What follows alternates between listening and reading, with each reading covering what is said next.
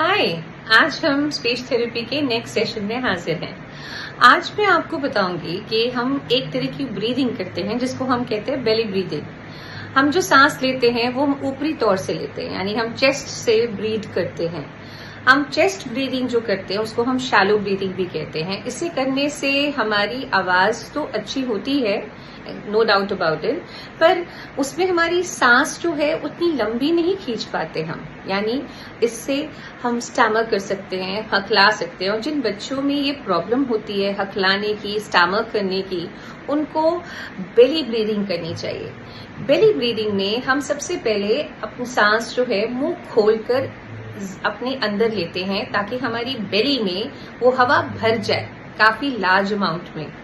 और जब हम उसे रिलीज करते हैं अपने नोज और अपने माउथ के थ्रू, तो हमारा सेंटेंस जो है वो काफी लंबा होता है, उसमें अटकटाहट नहीं आती, हकलाहट नहीं आती, हम स्टैमर नहीं करते, हम स्टूटर नहीं करते। और जो बच्चे इन चीजों में प्रॉब्लम आती है, जिन बच्चों को, उनको इस चीज से करने से बहुत आसानी होती है। इसके अलावा बेली ब्रीदिंग से हमारे गले की जो नसें होती हैं जो काफी जुड़ी हुई हो, तो वो खुल जाती है।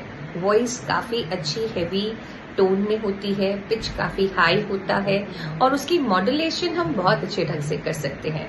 और हमारी आवाज में एक भारीपन और एक अच्छे ढंग की साउंड सुनाई पड़ती है, यानी हम गर्जना कर रहे हैं, यू कुड से दैट, वो हो सकती है।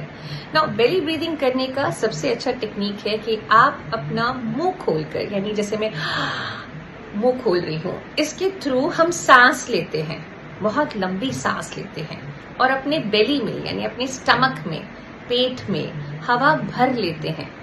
ओके, आई होप आपको समझ आ रहा है। और फिर हम सांस अपने मुंह और नाक से रिलीज करते हैं मैक्सिमम। इससे हमारी सांस बोलने की क्षमता बहुत बड़ी और बहुत लंबी हो जाएगी। ओके, जैसे मैं आपको दिखाती हूं।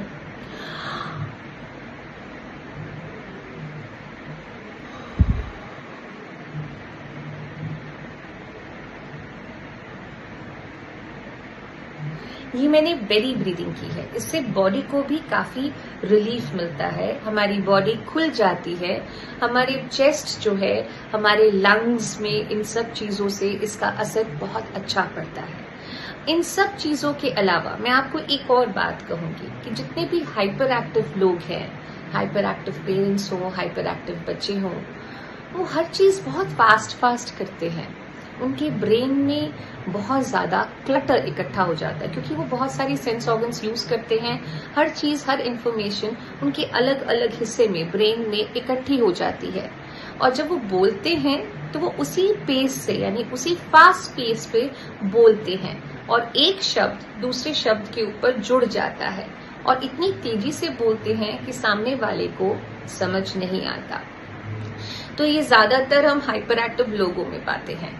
तो इनके लिए भी ये belly breathing is very beneficial. It helps you to slow down, आपकी स्पीड को कम करने में, आपको बोलने में थोड़ी आसानी मिले, आप थोड़े आराम से बोलें ताकि सामने वाले को समझ आए। इसमें बहुत मदद करता है। सबसे पहले और एक बात कहना चाहूंगी, हमें अपने आप को एनर्जेटिक एंड मोटिवेटेड रखना है। हम अपने आप को अगर सेल्फ कॉन्शियस होकर बोले, आराम से बोले, धीरज से बोले, पेशेंस से बोले, तो हम बहुत अच्छा बोल सकते हैं। तब ये स्टैमरिंग की प्रॉब्लम नहीं होती। तो मैं उन बच्चों को हमेशा गाइड करती हूँ कि जैसे फिल्म स्टार प्रैक्टिस करते हैं अपने डायलॉग्स बोलने में, आप भी अपने आप को मिरर के सामने खड़ा होकर आराम से डायलॉग्स बोलिए, अपने आप से बात कीजिए, उस आवाज में मॉड्यूलेशन लाइए, आपकी स्पीच बहुत क्लियर हो जाएगी। Have a great day.